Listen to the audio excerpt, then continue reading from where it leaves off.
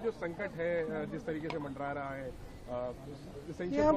अब बात यह है कि संकट बढ़ रहे हैं और बढ़ेंगे, क्योंकि जिस तरह से हमारी सरकार ने ये जो ट्रेड डील है इनकी, इसमें जिस तरह से झुके हैं अमेरिका के सामने, उससे हमारे संकट बढ़ेंगे। और उसके ऊपर से जंग भी है, तो ये तो बढ़ेगा।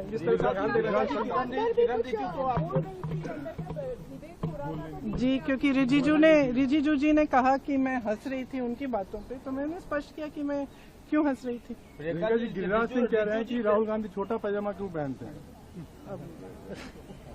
अब कैसा सवाल है, आप मेरे से क्या पूछ रहे हैं? ट्वीट कर दीजिए। वो कह रहे हैं वक्त मंत्री है ना, मतलब ऐसी बातें होनी चाहिए कि जो आज देश में संकट है, जो लोग भुगत रहे हैं इनकी पॉलिसीज की वजह से, उनकी बातें होनी चाहिए।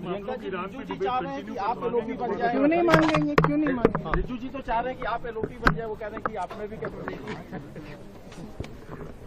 ये सब बातें इसलिए कही जाती हैं क्योंकि जो मेरे भाई करते हैं वो सच बोलते हैं।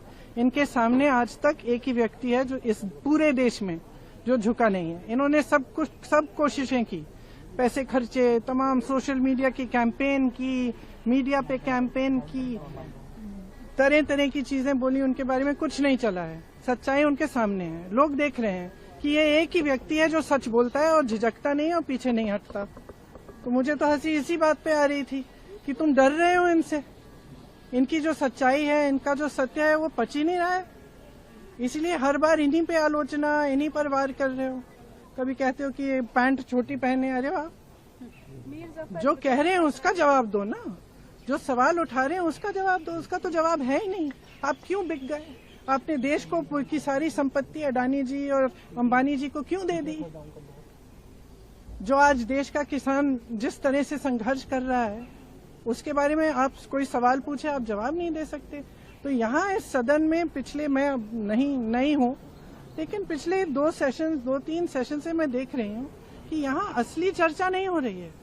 जो एक्चुअल मुद्दे, वंदे मातरम पे हमने चर्चा कर ली भर के, और नेहरू जी पर, इंदिरा जी पर सारी आलोचनाएं करते रहे हैं, लेकिन हमने एक असली चर्चा नहीं की कि महंगाई क्यों बढ़ रही है, बेरोजगारी क्यों है, आज देश की स्थिति क्या है, आप अमेरिका को सब कुछ ऐसे थाली पे परोस कर दे क्यों रहे हैं, आप अडानी अंबानी जी को सारा देश बेच क्यों रहे हैं, ये चर्चा नहीं हुई है। और ये लोग आलोचना कर रहे हैं कि हमने सदन को कमजोर कर दिया है, ये किया है, वो किया है। असलियत ये है कि प्रेशर इन्होंने डाला है स्पीकर पर।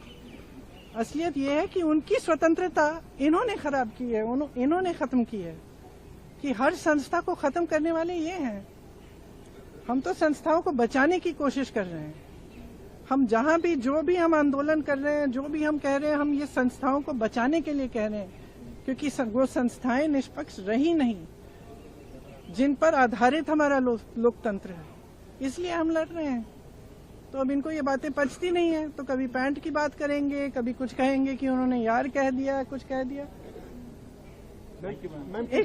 एक गहराई होती है ना बात की। भाषा एक चीज होती है, लेकिन गहराई भी होती है। और जो इंसान बार बार सच कह रहा है, वो सच किसी न किसी तरह से बाहर आ जाता है। और इस देश की जनता की खासियत ये है कि चाहे समय लगे, लेकिन सच्चाई वो समझ जाते हैं। मुझे याद है मेरी दादी जी भी यही कहती थी कि आप नकली होने की कोशिश करो, कुछ भी दिखाने की कोशिश करो, अपनी इमेज बनाने की कोशिश करो, कुछ नहीं चलेगा। इस देश की जनता सच्चाई देख लेगी, देख रही है। समय लगा है, लेकिन देख रही है। संकट आ रहा है मैम।